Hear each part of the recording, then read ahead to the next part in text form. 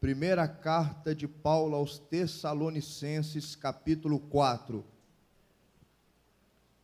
Paulo, escrevendo aos Tessalonicenses, capítulo 4, versículo 13 em diante.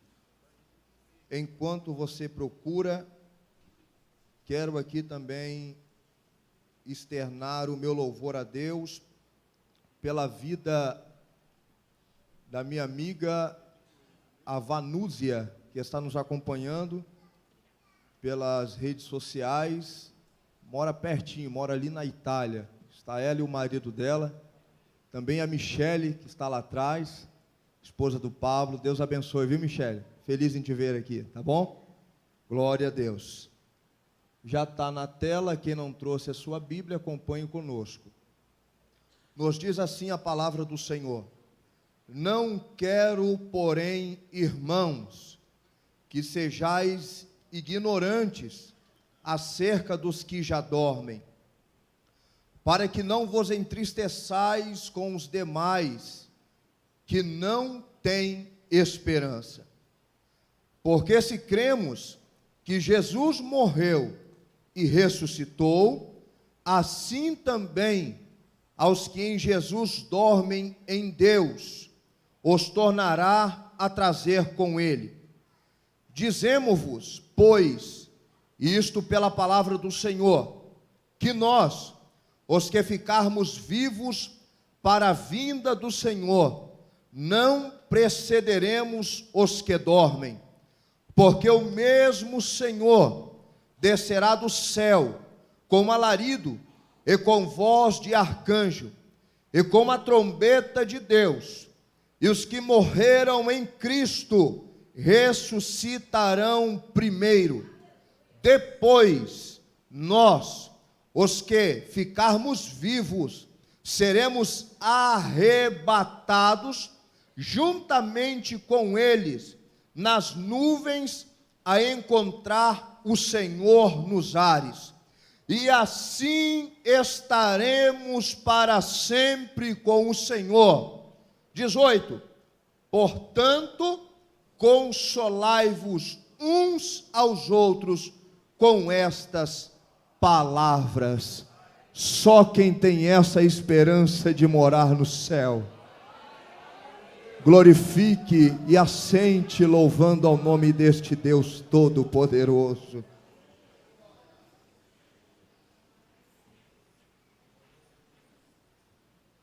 Queridos, amados irmãos, o texto a qual acabamos de ler é um texto que nos chama a atenção, porque está se referindo ao maior acontecimento que a igreja de Jesus aguarda na face desta terra. Alguns acontecimentos já vieram, marcaram épocas, marcaram gerações. Alguns acontecimentos vieram, marcaram vidas, e por que não dizer séculos. Mas o acontecimento a qual Paulo está se referindo é um acontecimento esperado por todo o povo de Deus. Nascerá gerações, passará gerações, e aqueles que aguardam em Deus, eles até passarão, mas eles passarão com a esperança de que Jesus virá buscar o seu povo para morar no céu de uma vez por todas. Paulo, quando ele escreve a igreja, tira o fundo musical, por favor. Quando Paulo, ele escreve a igreja de Tessalônica, Paulo, ele está reforçando a fé destes jovens cristãos.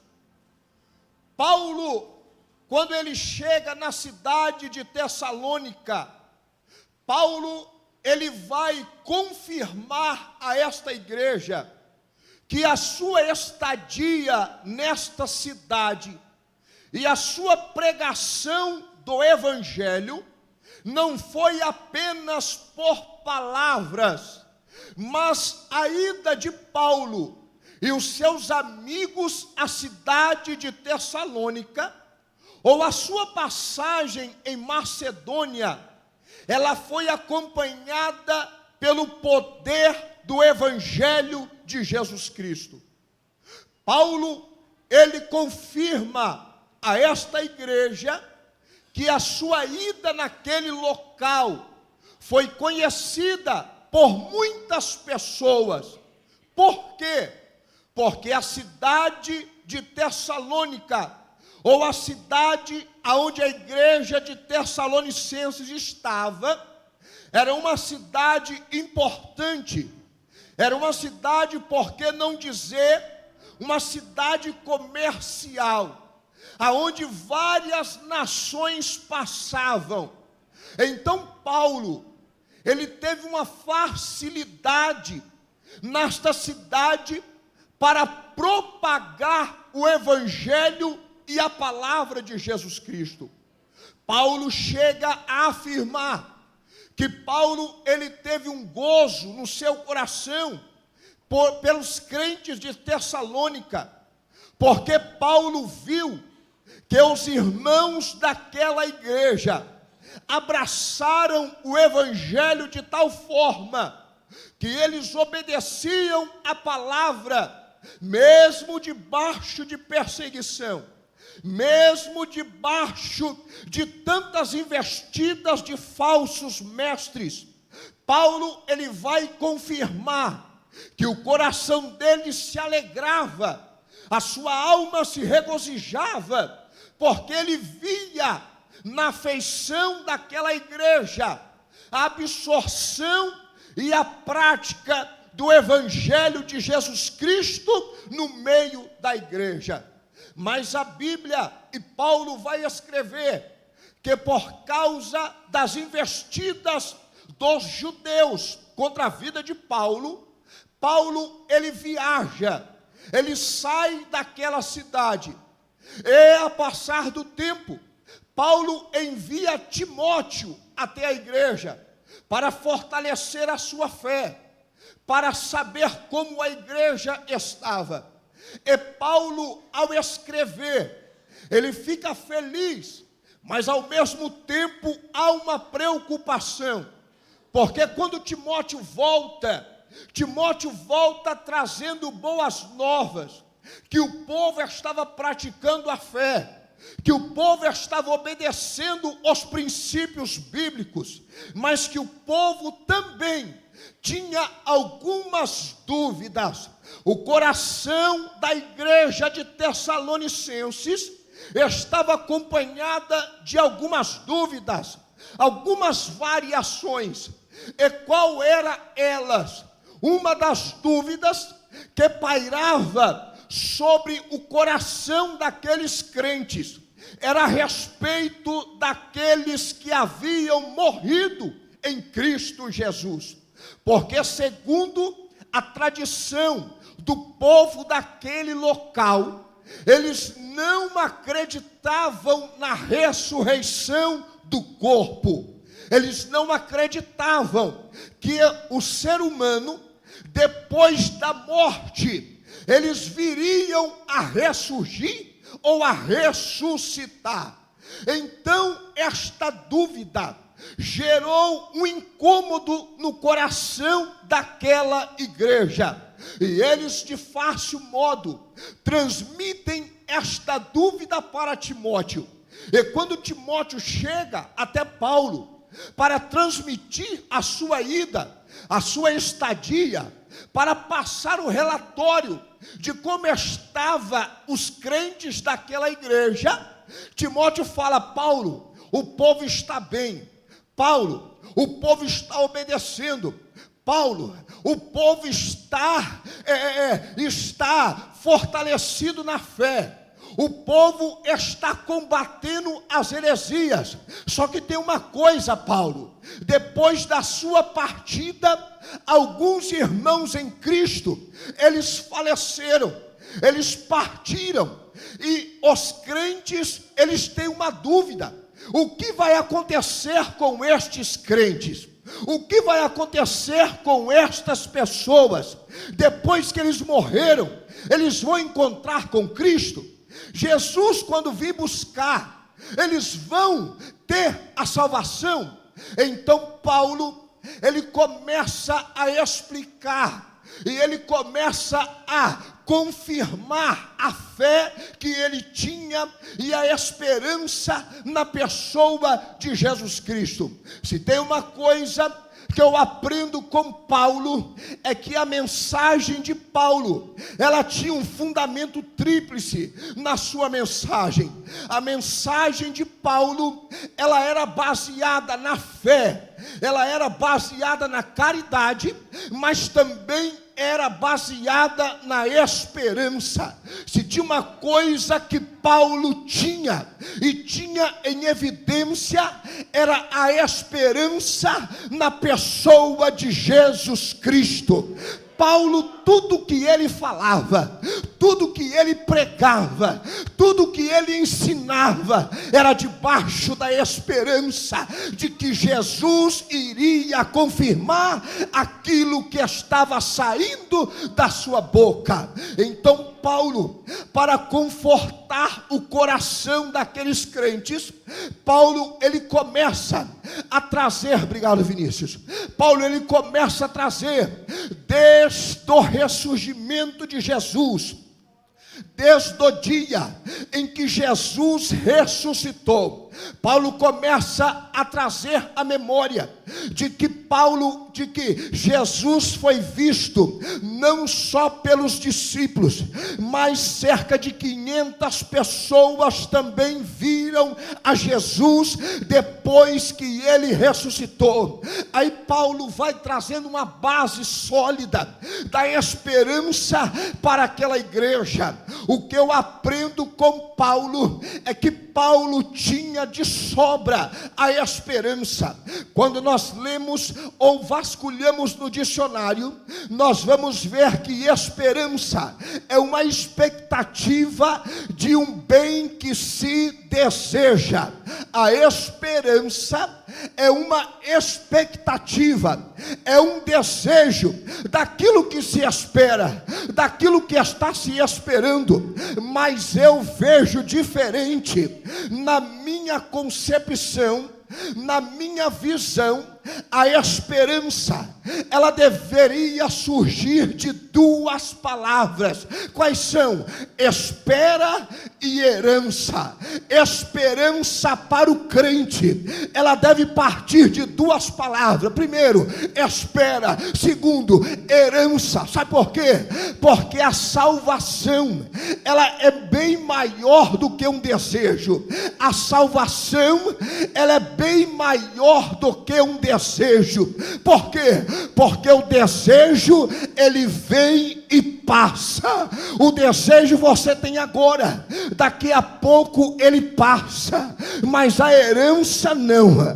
A herança, se você não tiver, você não tem, mas se você tiver, ninguém arranca ela de você. A esperança, se você tiver, pode passar o tempo, ela vai estar lá cravada. A esperança, ela vai chegar. É por isso que Paulo está testificando para estes irmãos, quando ele diz: não quero, porém, que sejais ignorantes acerca dos que já dormem. Veja bem que Paulo chega a usar até de palavras duras para eles, dizendo: meus irmãos, parece que vocês não viram, quando eu estava convosco, pregando a respeito do nosso Senhor Jesus Cristo, que ele morreu, ele padeceu, mas ao terceiro terceiro dia Ele ressuscitou dentre os mortos e nos garantiu a vida eterna. Paulo está dizendo: não sejam ignorantes acerca dos que dormem, para que não vos entristeçais com os demais que não têm esperança. Já tinha gente no meio da igreja que tinha perdido a esperança, e sabe o que mais me dói no coração? É que estavam perdendo a esperança por coisas que já haviam passado, estavam perdendo a esperança da salvação por pessoas que já haviam morrido. Oh, meus irmãos, nos dias de hoje, quantas pessoas estão perdendo as esperanças da salvação por coisas que já passaram, estão perdendo as esperanças pelo namoro que não deu certo, estão perdendo as esperanças pelo trabalho que não deu certo, estão perdendo as esperanças pelo relacionamento que não deu certo. É por isso que eu vejo que esperança é a junção de espera com herança. Por quê?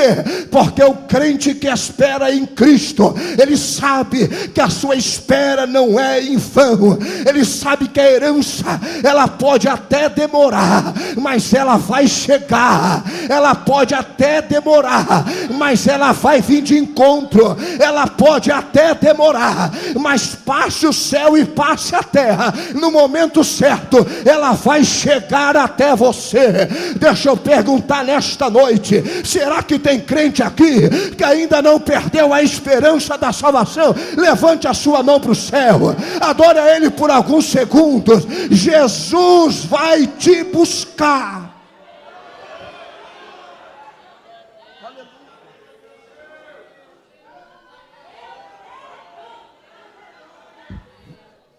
A nossa esperança é a sua vinda.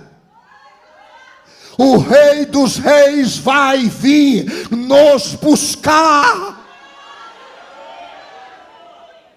Paulo está testificando, meus irmãos: não sejais ignorantes acerca dos que já dormem, para que não vos entristeçais como os demais que não têm esperança. Oh, irmão, a pior coisa na vida de um servo de Deus é quando ele perde a esperança, é quando ele deixa a esperança morrer. Você vai ver, o crente fica moribundo, o crente já não tem mais graça, o crente já não tem mais vontade de louvar a Deus. Quando o crente perde a esperança, ele fica como alguns da igreja de Tessalônica: será que ele vem? Será que ele não vem? Será que ele salva? Será que ele não salva? Será que ele ressuscitou? Será que ele não ressuscitou? Mas nesta noite nós temos a certeza que o mesmo Jesus que padeceu, ao terceiro dia ressuscitou, ele vai vir buscar uma igreja nesta terra, e não vai demorar para isso acontecer.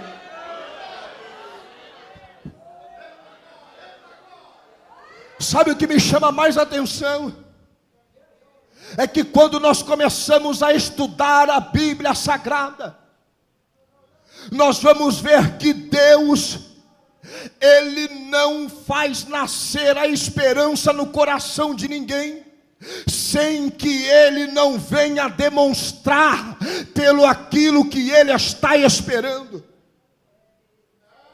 Deus não coloca esperança no coração de ninguém sem dar uma demonstração daquilo que Ele está esperando. Você está achando que Isaac morreu sem esta esperança? Está enganado. Você está achando que Jacó morreu sem esperança? Está enganado. Você achando que Moisés, mesmo não podendo colocar o pé dentro da cidade prometida, ele morreu sem essa esperança? Está enganado. Todos que tiveram essa esperança, Deus deu uma demonstração daquilo que estava aguardando a eles. Quer ver só? Vão para a Bíblia. A Bíblia vai dizer em Gênesis capítulo 1: no princípio Deus criou os céus e a terra. Aí o versículo 2: e a terra era sem forma e vazia, e havia trevas sobre a face do abismo, e o Espírito do Senhor pairava sobre a face das águas. Antes de ter o ser humano na face da terra, Deus já estava dizendo: vai ser caótica, não vai ter aparência, vai ser vazia. Mas só que tem uma coisa: o meu Espírito já está presente para dizer: é meu. Não tem forma, mas é meu. Não tem forma, mas é minha. Está vazia, mas é meu. Não tem ninguém, mas eu já estou tomando conta. Deus, antes de colocar o homem na terra, Ele já enviou o Espírito para dizer: quando o homem chegar, ele já vai saber que antes dele botar o pé, eu já estava confirmando a minha presença na vida deles. Está pensando que você está sozinho nesta terra? Está não. Está pensando que você está sozinho nesta batalha? Está não. Está pensando que você está sozinho nesse percurso? Está não. O Espírito Santo de Deus, Ele está contigo para te garantir que você não vive sozinho nesta caminhada.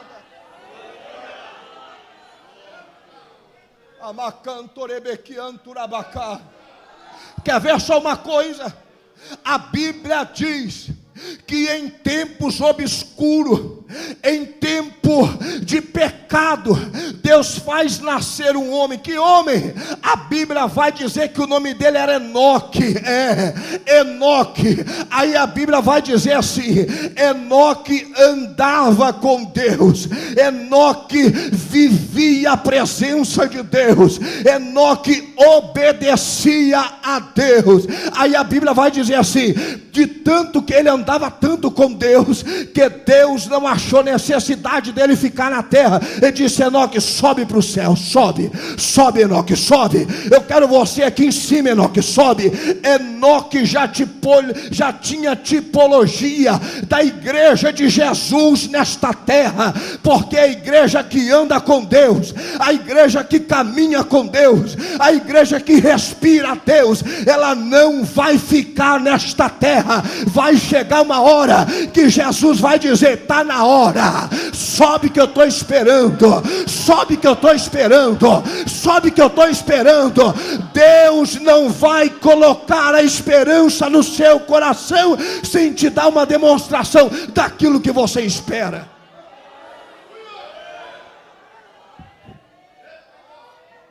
Vamos para a Bíblia.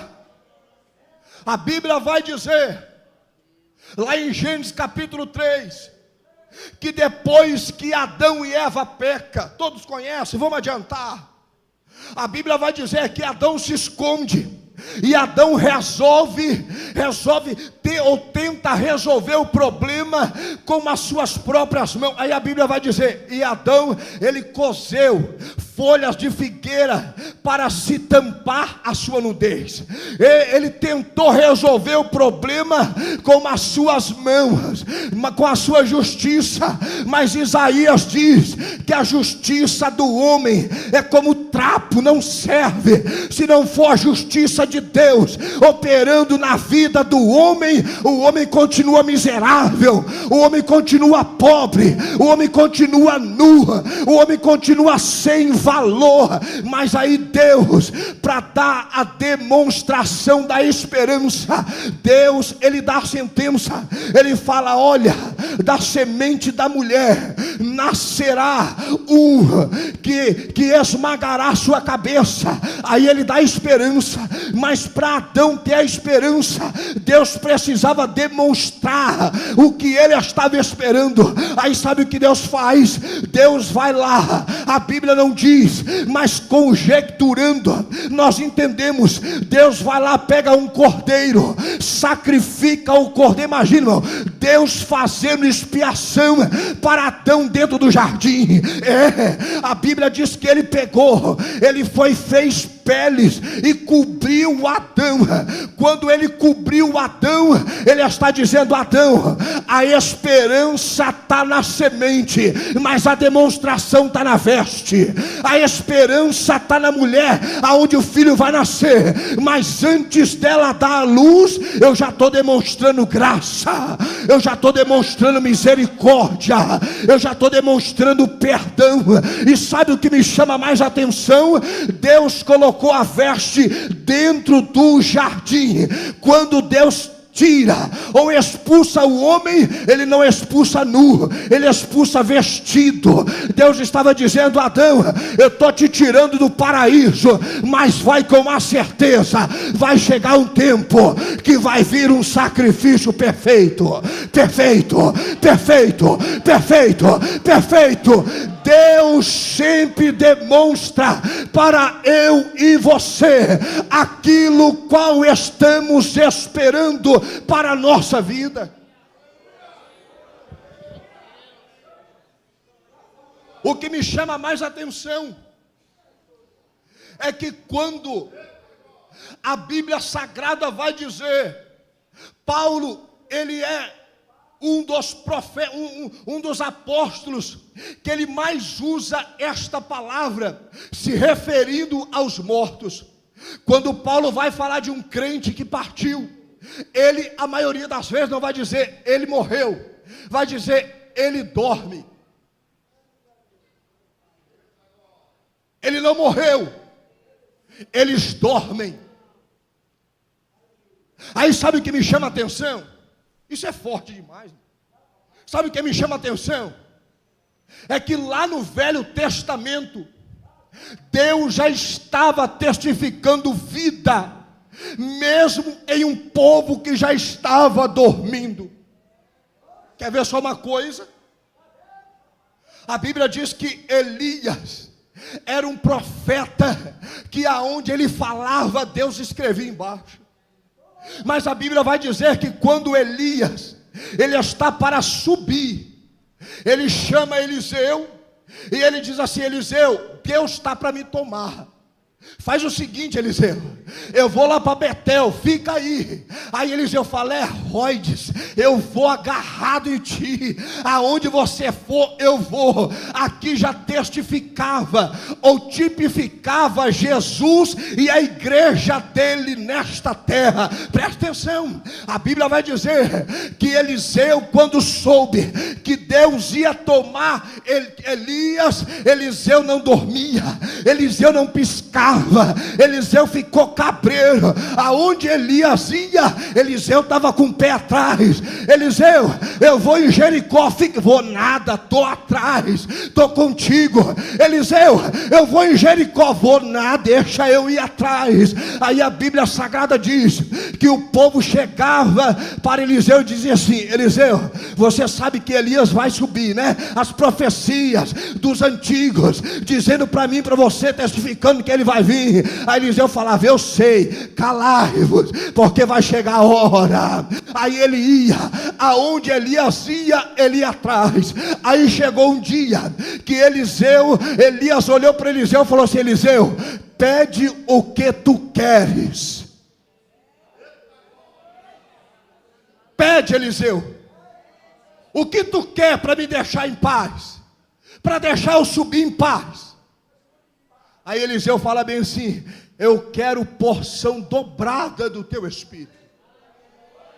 Mas a verdade aqui não é que Eliseu queria ser usado mais do que Elias, não. Você vai entender aqui que naquela época a lei, ela permitia que a herança, ela deveria ser retribuída em uma porção maior para o filho primogênito. É por isso que Eliseu fala assim: Elias, eu quero a porção dobrada do teu espírito.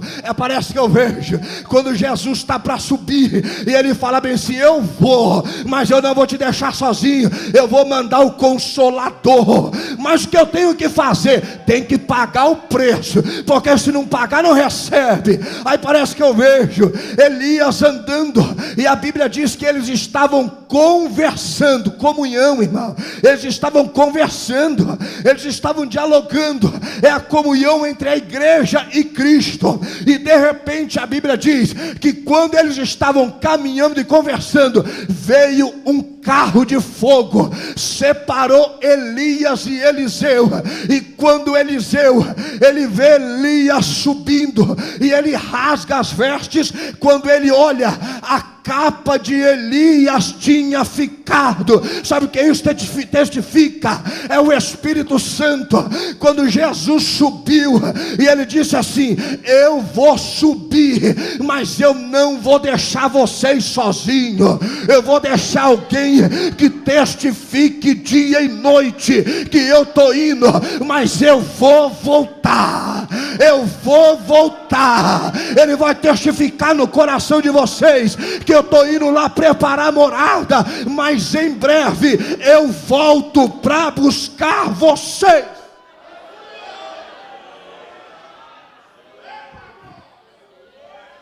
Aí sabe o que eu acho mais interessante aqui, pastor Lani? Porque Paulo falou que eles não morreram, eles dormem. Aí me fala uma coisa: morto testifica a vida? Sim ou não? Morto testifica a vida, sim ou não? Aí a Bíblia vai dizer que quando Eliseu já tinha morrido, talvez você não conheça, mas vou te explicar. A Bíblia diz que depois que Eliseu tinha morrido, eles enterraram Eliseu, mas de repente os midianitas, eles invadem a cidade, e tinha um povo enterrando uma pessoa. Quando eles viram Eliseu, quando eles viram os midianitas invadindo a cidade, eles pegaram aquele corpo e jogaram aonde Eliseu já havia morrido e sido enterrado. Aí a Bíblia vai dizer, evangelista Ronaldo, que quando o morto toca nos ossos de Eliseu, ele revive, ele se coloca de pé. Sabe o que isso quer dizer? É que eu e você, nós podemos partir desta terra, mas para Deus nós não morremos, nós estamos passando um sono, nós estamos descansando da labuta desta terra, nós estamos passando um sono, e vai chegar o dia em que ele vai aparecer e vai dizer: acorda, meu filho, chegou a hora de ter o corpo transformado, chegou a hora de ter o corpo transformado, chegou a hora de ver a minha face, chegou a hora de encontrar comigo. Ele vai vir buscar a tua igreja.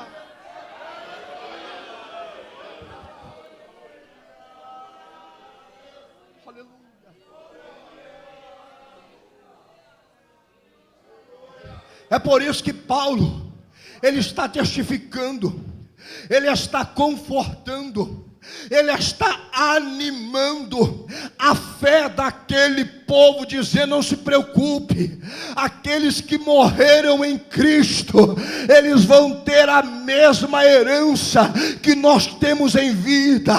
Aqueles que morreram em Cristo, desde Adão até o último no arrebatamento, ele não vai ficar esquecido, ele vai junto conosco para o céu, encontrar Jesus Cristo nas mansões celestiais.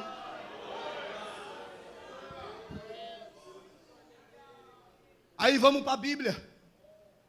Aí o que me chama mais atenção é o acontecimento. Lembra que eu falei que já tiveram vários acontecimentos?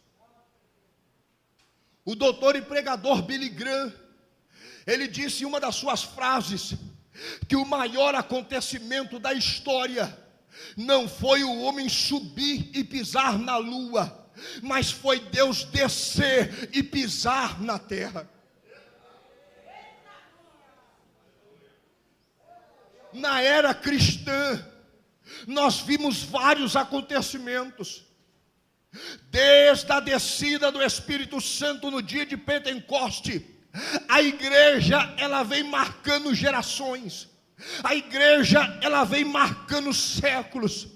A igreja, ela vem marcando e deixando a marca de Jesus por esta terra.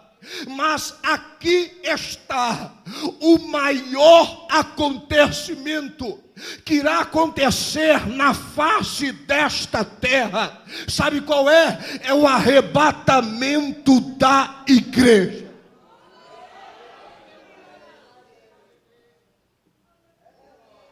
Eu sei, irmão, talvez não gera muita comoção, porque hoje falar de arrebatamento é coisa passada. Mas eu sei que ainda tem crente raiz que espera por este acontecimento. Eu sei que ainda tem crente que passa o que passar, ele ainda não perdeu a esperança em Cristo. E Paulo, quando ele está dizendo, ele começa a explicar para os Tessalonicenses, dizendo: dizemos-vos, pois, isto, pela palavra do Senhor, que nós, os que ficarmos vivos para a vinda do Senhor, não precederemos os que dormem, porque o mesmo Senhor, ele descerá do céu com alarido e com voz de arcanjo e com uma trombeta de Deus, e os que morreram em Cristo ressuscitarão primeiro. Depois nós, os que ficarmos vivos, seremos arrebatados juntamente com eles nas nuvens, a encontrar o Senhor nos ares. Parece que aqui tem pausas de acontecimento. Parece que Paulo, quando ele está falando aqui para a igreja de Tessalonicenses, parece que é algo que vai acontecer, depois vai voltar, não. Paulo explicando aqui, parece ser de uma forma pausada, ou paulatinamente, ele está falando e dá a entender que será acontecimentos sequenciais, mas não, tudo isso vai ser de uma forma rápida e instantânea. Sabe o que me chama a atenção? É que aqui Paulo está dizendo, presta atenção aqui, irmão, presta atenção aqui. Paulo aqui, ele está dizendo a respeito de um acontecimento que irá mudar a visão do mundo. Quando Paulo fala que nós que estivermos vivos, não precederemos aqueles que dormem, Paulo está dizendo que quando o anjo, ou quando o arcanjo dá a voz, tocar a trombeta, e Deus vir com a voz, o alarido, aqueles que estão descansando ou dormindo em Cristo, eles terão o seu corpo transformado, e enquanto eles estiverem ressuscitando, e tendo o seu corpo transformado, aí ele diz: nós, irmão. O interessante é que Paulo, a esperança dele era tão grande, que Paulo não esperava Jesus no futuro, ele dizia: nós, os que ficarmos vivos. A esperança de Paulo em Cristo era tão evidente, que a vontade dele de conhecer Jesus era na hora, era uma vontade sólida, era uma vontade concreta. É por isso que ele dizia: nós, os que estivermos vivos. Aí Paulo vai continuar dizendo: depois nós, os que ficarmos vivos, seremos arrebatados juntamente com ele nas nuvens, a encontrar o Senhor nos ares. Irmão, quando isso acontecer,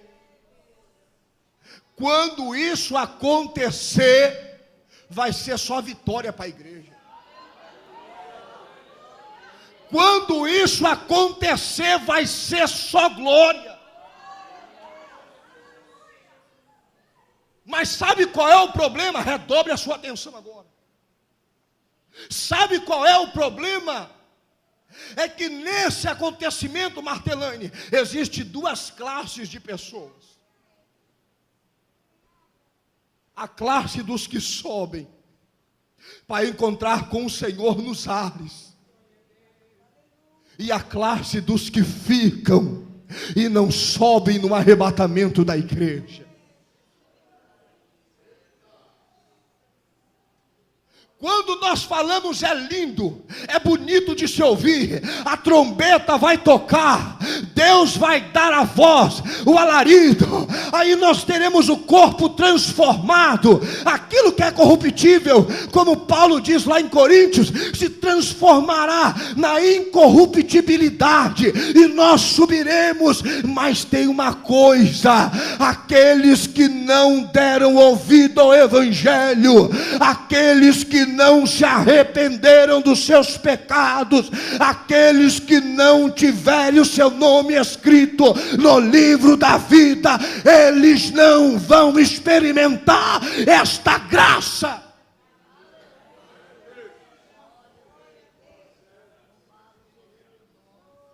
Aí vamos ficar na nuvem um pouco. Não esquece, eu e você estamos na nuvem.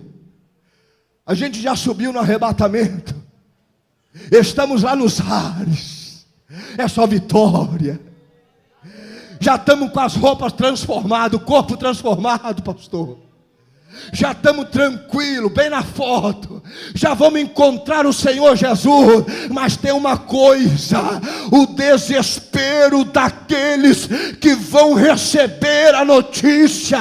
Tem um povo que sumiu, desapareceu, e é o tal dos crentes. Lembra daquela mensagem do arrebatamento? Pois é, sumiu todo mundo, não vê crente para canto nenhum. Será que foi o arrebatamento da igreja? E sabe de uma coisa? Foi. A igreja subiu. Quando a igreja for arrebatada, quem ficar vai enfrentar um dos piores períodos da história da raça humana. Presta atenção, não estou te amedrontando, estou pregando Bíblia, não é, pastor? Não é Bíblia? Não é Bíblia? É Bíblia, é Bíblia. Quem ficar no arrebatamento da igreja vai enfrentar uma das piores dores, uma das piores consequências que um ser humano pode enfrentar na sua vida. A igreja foi arrebatada. O desespero vai tomar conta deste mundo. Porque tem gente aí que acha que nós somos a minoria, não somos não, viu? Nós vamos fazer muita falta para muita gente aqui na terra, viu? O desespero vai tomar conta. É carro batendo. Porque hoje em dia, graças a Deus, Deus abençoou, tem muito crente que dirige. E naquele dia, Deus não vai esperar você estacionar, não. Ele vai arrebatar você dirigindo. Se quem estiver do seu lado não subir, não tomar direção, vai bater, é perigoso já morrer sem salvação.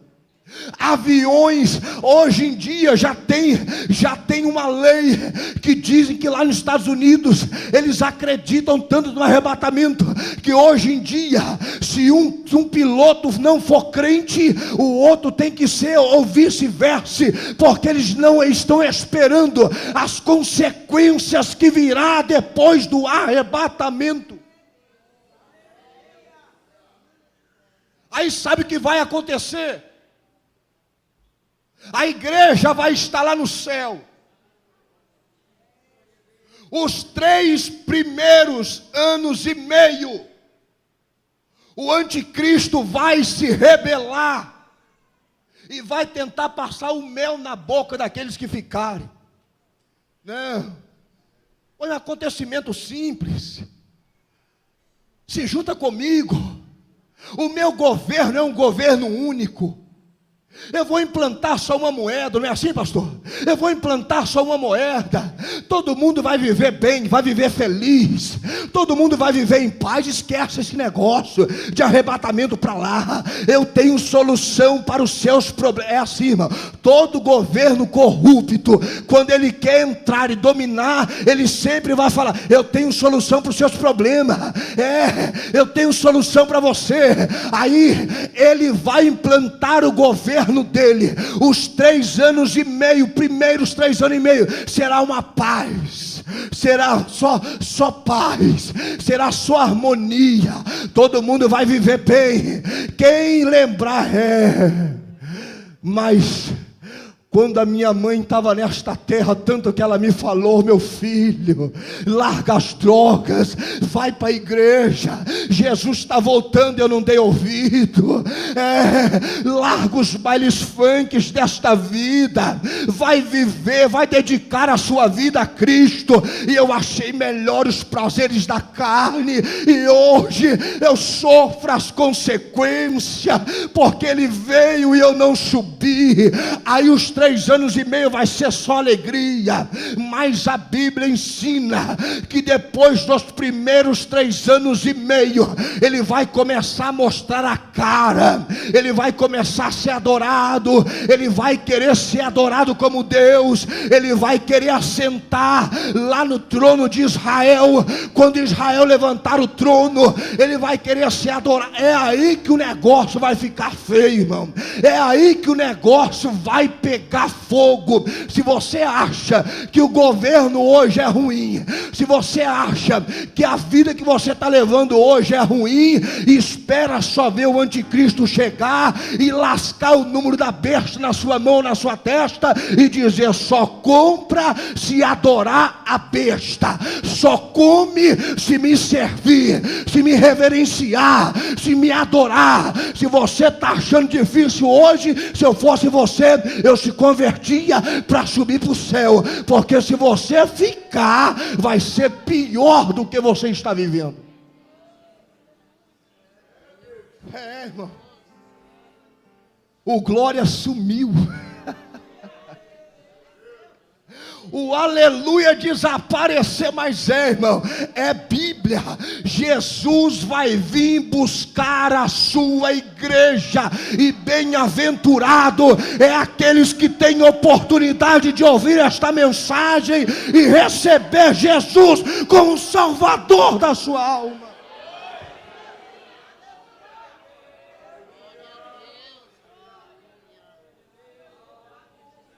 Só que tem uma coisa: a parte boa vem agora. Enquanto o anticristo está governando aqui na terra, a Bíblia diz que aqueles que subiram para encontrar com o Senhor Jesus, eles serão transformados em glória. Quando eles encontrarem com Jesus, a Bíblia vai dizer que primeiro nós receberemos a nossa recompensa, não é, pastor?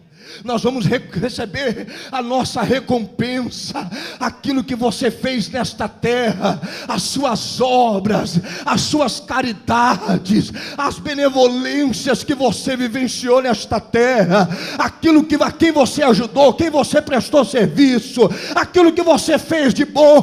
Quando você encontrar com Ele, você não vai ficar de mãos vazias, porque Ele tem recompensa para você.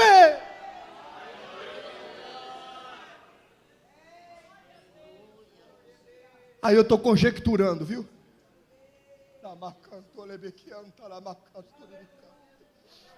Parece que eu vejo um chegando para o outro e dizendo assim: valeu a pena rejeitar as bandejas do diabo lá na terra.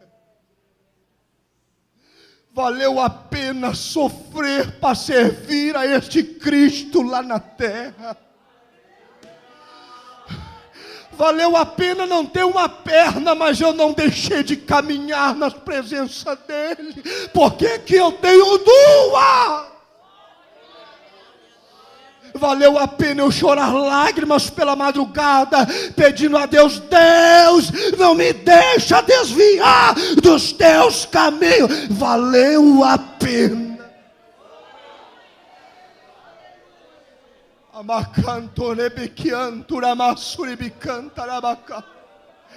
Deus está falando com você nesta noite, minha filha.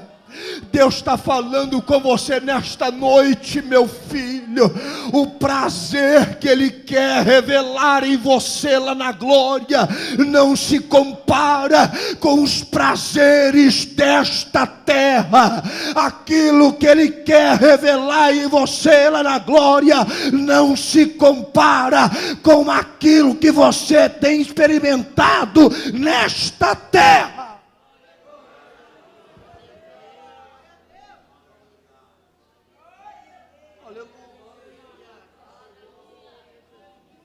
Vale a pena ser fiel.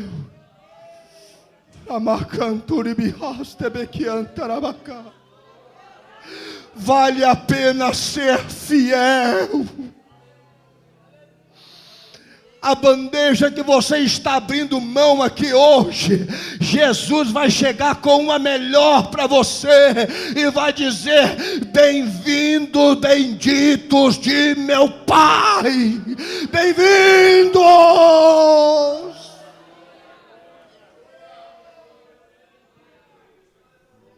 Você tem a chance nesta noite. Se coloque sobre os pés, se coloque sobre os pés.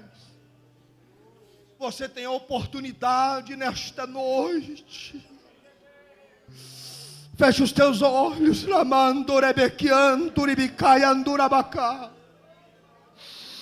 Deus está falando contigo nesta noite.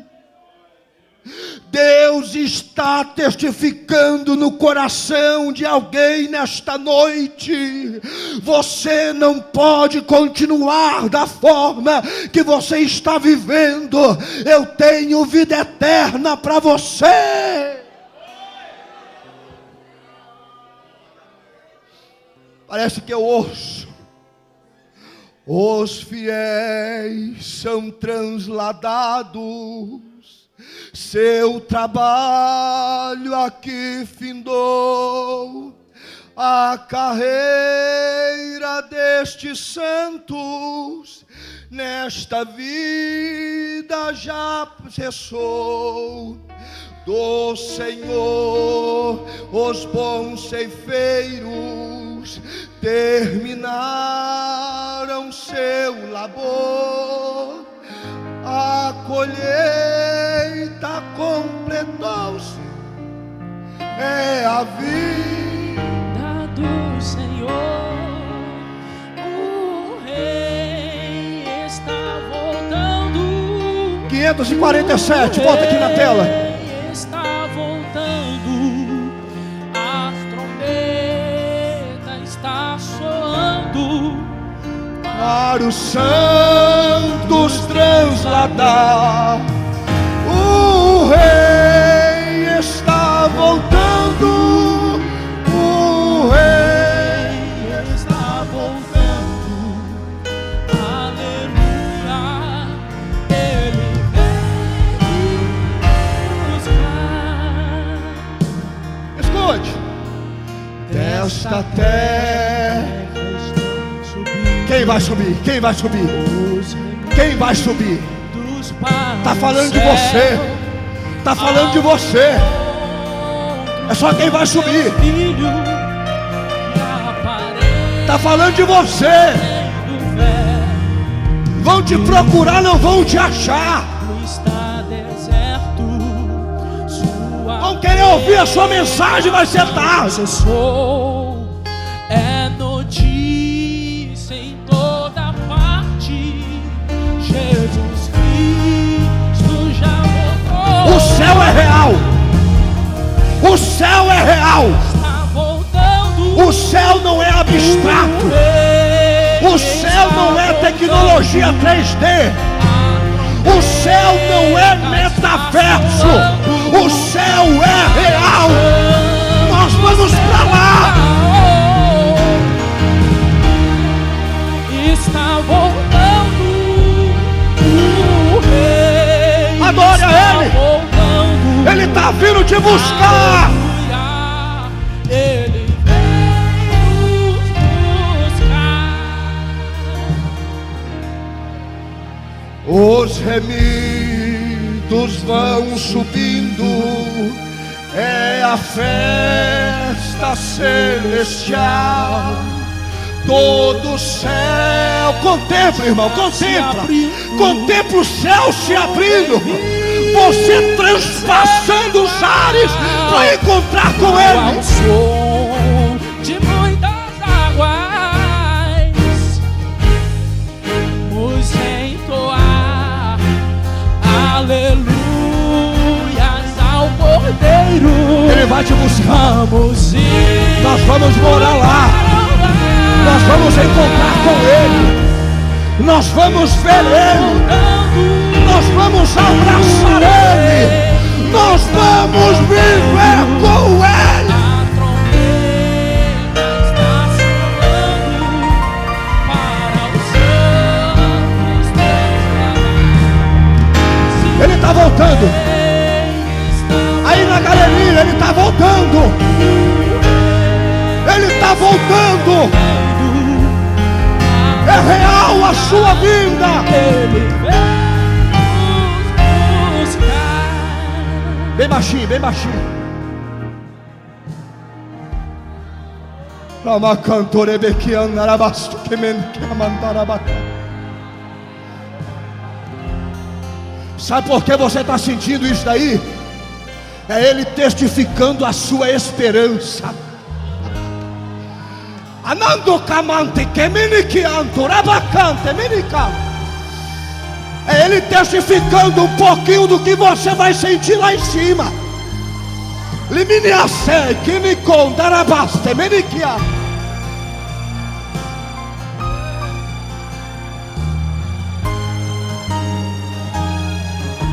Cadê você que ainda não aceitou Jesus? Cadê você que ainda não tomou uma decisão com Cristo? É noite de abrir o coração para Ele. Na galeria, Jesus te chama. Ele quer salvar a sua alma. Na nave da igreja, tem alguém para Jesus nesta noite? Tem alguém para Jesus nesta noite? Ele está te chamando. O arrebatamento é real. E você não pode sair daqui nesta noite sem aceitar a Ele como o Salvador da sua vida.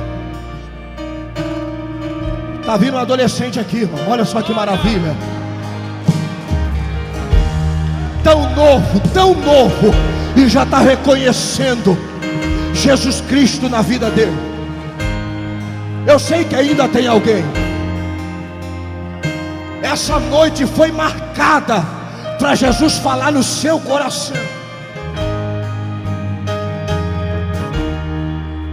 Eu estou te esperando. Jesus está te esperando nesta noite.